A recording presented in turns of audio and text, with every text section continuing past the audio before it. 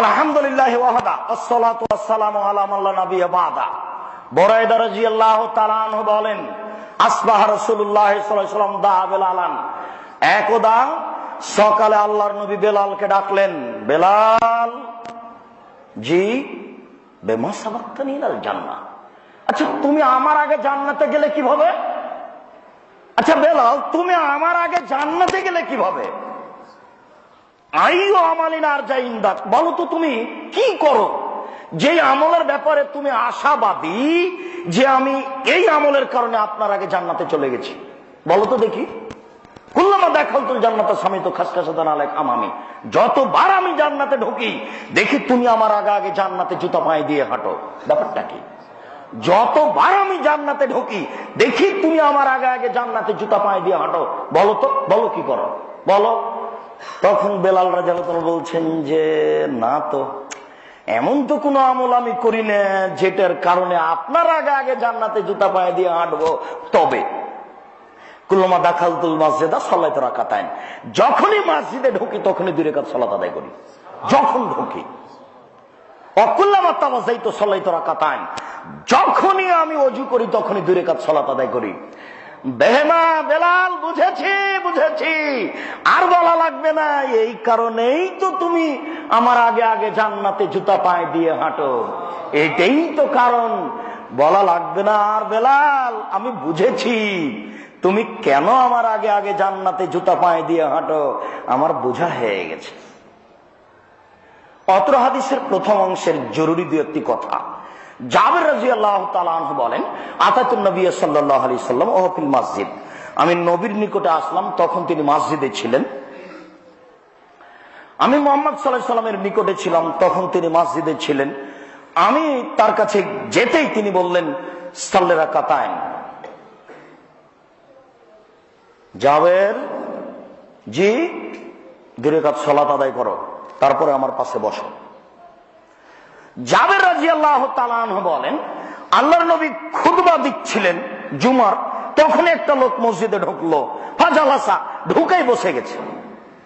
তখন রাসূল সাল্লাল্লাহু আলাইহি সাল্লাম বলেন, এই কম কম, উঠো উঠো উঠো, ফাসাল্লি রাকাতাইন, আগে 2 রাকাত সালাত আদায় করো তারপরে বসো।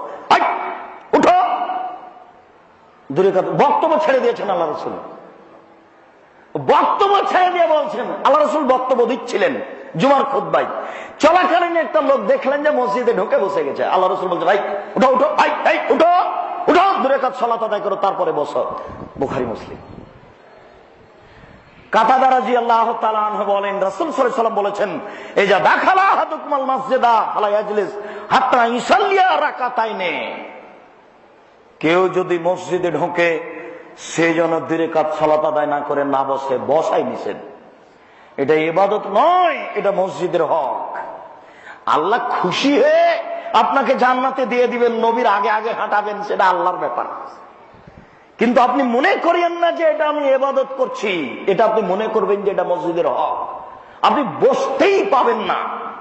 এসেছেন কি দেখবেন জানো, দেখবো, দেখে যা যা যা, বসলে আগে সালাত আদায় করতে হবে, বসতে পাবেন না। 1 ঘন্টা যদি দাঁড়িয়ে থাকা লাগে তবু থাকবেন, বসতে পাবেন না। এটা মসজিদের হক না দিলে বসার সুযোগ নাই, আপনি বাধ্য। শুনুন, ধর্মকে রাসূলের পদ্ধতিতে মানেন। বহুবার আপনাকে বলেছি, 1 গ্লাস পানি পান করলে 5টা বিধান লাগে, এটার নাম ইসলাম। গোপনে চলে না। আপনাকে আমি ওই কথাটা বলতে গিয়ে বলেছি, যারা হজ করতে যায় তারা আল্লাহর মেহমান, আল্লাহর নবী বলছেন। যারা হজ করতে যায় তারা কার মেহমান? আল্লাহর মেহমান। আর আল্লাহর নবী বলেছেন, আরাফার মাঠে যত পাপ ক্ষমা হয় আর কোনদিন আর কোন স্থানে তত ক্ষমা হয় না। আল্লাহ নবী বলেছেন, আরাফার মাঠে যত পাপ ক্ষমা হয় আর কোনদিন আর কোন স্থানে তত ক্ষমা হয় না। আল্লাহর মেহমানকে নিয়ে আরাফার মাঠে আখেরি মোনাজাত হয় না, আর আপনি আখেরি মোনাজাতে উপস্থিত হন। ধর্ম কি পাগল কিছু আপনার কাছে? 1 গ্লাস পানি পান করলে 5টা বিধান লাগে।